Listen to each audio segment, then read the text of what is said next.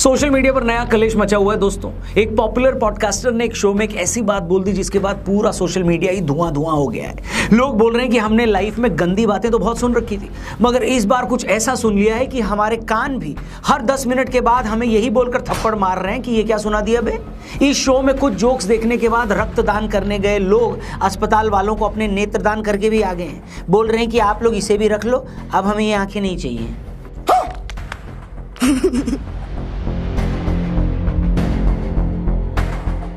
Social media पर मची इस हाय तौबा के बाद मैंने भी अपने शरीर की एक एक पसली में मौजूद हिम्मत को इकट्ठा किया और फाइनली वो तीनों वीडियो देख ही लिए जिन्होंने सोशल मीडिया पर भसड़ मचा रखी है। इससे पहले कि जिल्ले इलाही यानी कि मैं इस पूरी कंट्रोवर्सी पर अपनी 2 कौड़ी की राय दूं, पहले आपको यह बता देता हूं कि उन तीनों वीडियोस में आखिर है क्या बात कर रहे हैं। पहला वीडियो जो एक मशहूर पॉडकास्टर का है, उसमें आदरणीय पॉडकास्टर जी एक कंटेस्टेंट से पूछ रहे हैं कि अगर तुम्हारे पास 2 ऑप्शन हो तो तुम उन दोनों में से क्या चुनोगे। क्या तुम जिंदगी भर अपने माँ बाप को आपस में एस से शुरू होकर एक्स पर खत्म होने वाला काम करते देखना चाहोगे और अब दिल थाम कर बैठिए, या तुम उस काम में उन्हें ज्वाइन करके हमेशा के लिए उनके बीच चल रहा वो प्रोग्राम ही खत्म कर दोगे।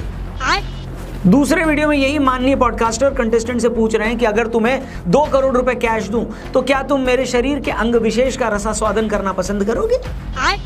और तीसरे वीडियो में एक मंदबुद्धि बालिका अपनी ही टक्कर के बदतमीज कंटेस्टेंट से पूछ रही है कि क्या तुमने अपनी माताजी के शरीर से बाहर आने के बाद किसी और महिला के शरीर का वो अंग विशेष देखा भी है या नहीं। अब आप देखिए, मैंने इन तीनों वीडियो के कंटेंट को कितना भी सजाने की कोशिश करी, मगर ये घटिया ही साउंड कर रहा है कि नहीं। वो इसलिए क्योंकि अगर आप गू को किसी के हाथ में रख दें या गू को प्लेट में सजा दें, गू तो गू ही रहता है। सेम टू सेम मामला यहाँ भी है। बात तो सही है। अब जब से पूरा मामला सामने आया, पूरा देश भड़का हुआ है। माननीय पॉडकास्टर और शो से जुड़े कुछ और लोगों पर केस कर दिया गया है। लोग सोशल मीडिया पर मौजूद कंटेंट को रेगुलेट करने की बात बोल रहे हैं। लोगों का यह भी मानना है कि इस तरह के कंटेंट से बच्चों पर बुरा असर पड़ता है। छोटे बच्चे जो अपनी पढ़ाई के लिए मोबाइल यूज करते हैं वो इस तरह के कंटेंट को देखकर बिगड़ रहे हैं। मतलब लोगों में इतना गुस्सा है कि पूछो मत। असम के सीएम से लेकर महाराष्ट्र के सीएम तक और सिंगर बी प्राक तक ने इन वीडियोज को क्रिटिसाइज किया है।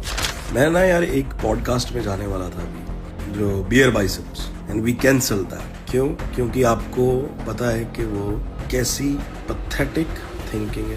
अब कुछ लोग पूछेंगे कि यार जिस शो में सारी बातें की गई है वो शो तो 6 महीने से यूट्यूब पर है और 6 महीने से ही वहां पर डार्क कॉमेडी की जा रही है, तो इस बार ऐसा क्या हो गया, इस बार इतनी हाय तौबा क्यों मची है। और इसी बात को समझना बहुत इंपॉर्टेंट है दोस्तों। पहली बात तो ये है कि इस बार आदरणीय पॉडकास्टर ने जोक के नाम पर जो भी बोला है वैसी बात तो आज तक शायद ही कभी किसी इंडियन शो में बोली गई हो, जहां आप किसी के माँ बाप के फिजिकल रिलेशन का मजाक बना रहे हैं और एक बच्चे से पूछ रहे हैं कि क्या वो उन लोगों को ज्वाइन करेगा।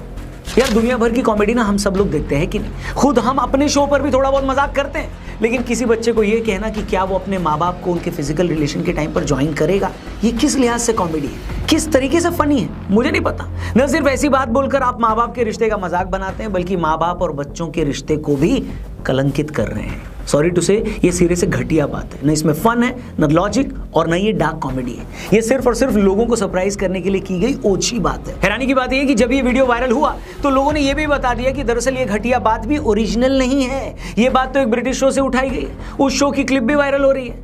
मतलब न सिर्फ बोलने वाले ने घटिया बात बोली है, साथ ही उसने ये घटिया बात भी कहीं से चुरा कर बोली है। मतलब चुराने से पहले बोलने वाले ने जरा भी दिमाग नहीं लगाया कि भाई हो सकता है ये बात उन लोगों के कल्चर में एक्सेप्टेबल हो।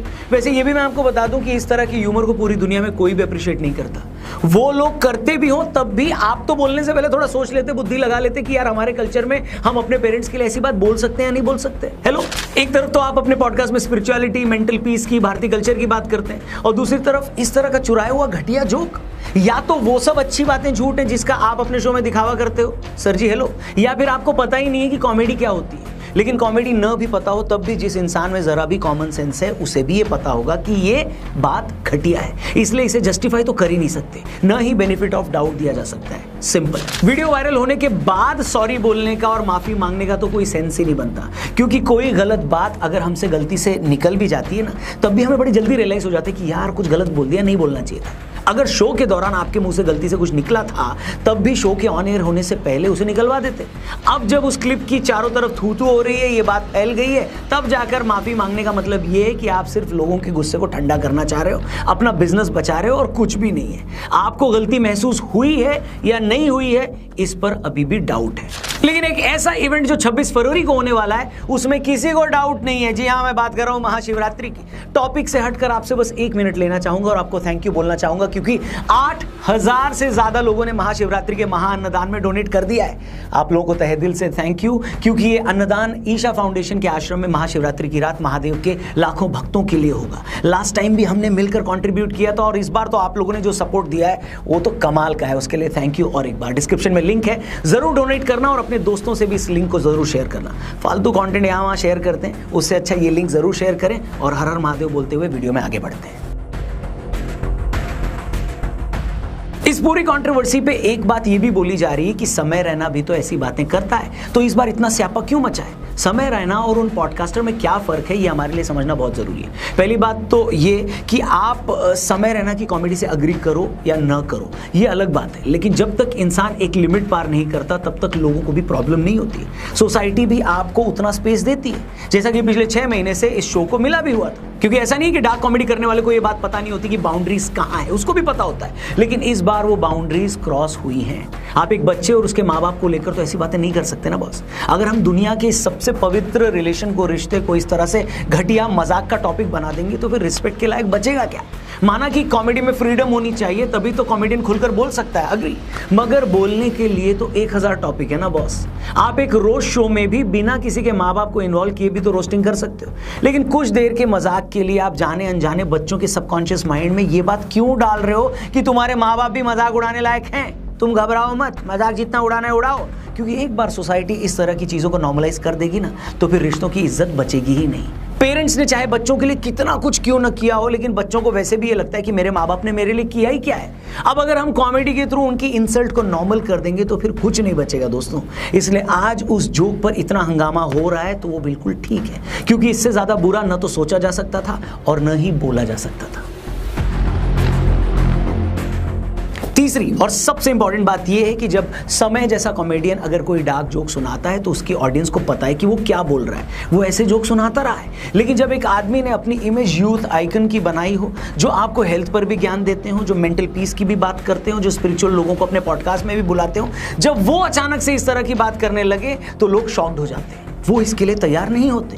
एज अ कंटेंट क्रिएटर आपको भी ये बात पता होनी चाहिए कि आपने किस तरह के कंटेंट के जरिए अपनी क्या इमेज बनाई है। आपने अपने पीछे ऐसे यंगस्टर्स की भीड़ लगाई है जो आपको अपना आइडल मानते हो, आपकी रिस्पेक्ट करते हैं। फिर वही लोग एक दिन जब देखते हैं कि आप इस हद दर्जे की घटिया बात कर रहे हो तो उनका इन्फ्लुएंसर से भरोसा ही उड़ जाता है। वो कंफ्यूज हो जाते हैं कि आपकी रियल पर्सनैलिटी है क्या आप सच में वैसे ही मैच्योर और सिंसियर आदमी है जैसा आप अपने वीडियो में खुद को दिखाते हैं, या आप वैसे हैं जैसा आप जोक मार रहे हैं? क्योंकि दोनों चीजें एक साथ तो सच नहीं हो सकती। और आज एक पॉडकास्टर के कुछ कमेंट्स या जोक्स पर इतना हंगामा मचा हुआ है तो उसकी रियल वजह भी यही है, क्योंकि उसने जो शो में बोला उसकी उम्मीद किसी को नहीं थी।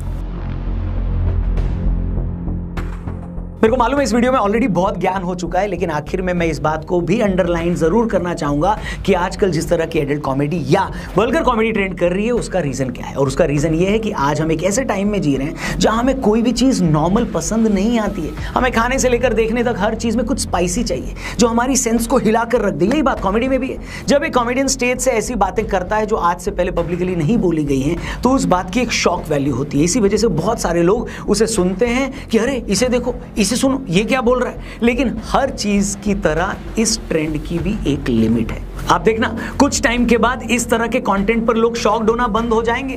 फिर वही लोग सरवाइव कर पाएंगे इस कंटेंट इंडस्ट्री में जिनके पास सच में कहने के लिए कुछ मीनिंगफुल बातें होंगी, जिनके पास सुनाने के लिए कुछ मजेदार किस्से होंगे, कुछ अच्छे ऑब्जर्वेशंस होंगे। ये एक फेज है। कॉमेडी अभी भी भारत में इवॉल्व हो रही है। आज जिन बातों पर शॉक्ड होकर लोग हंस रहे हैं, कल को लोग ऐसे जोक्स पर हंसने वालों पर हंसेंगे। अब बस वेट करो। आखिर मैं बचता सिर्फ कंटेंट है, बता रहा हूँ।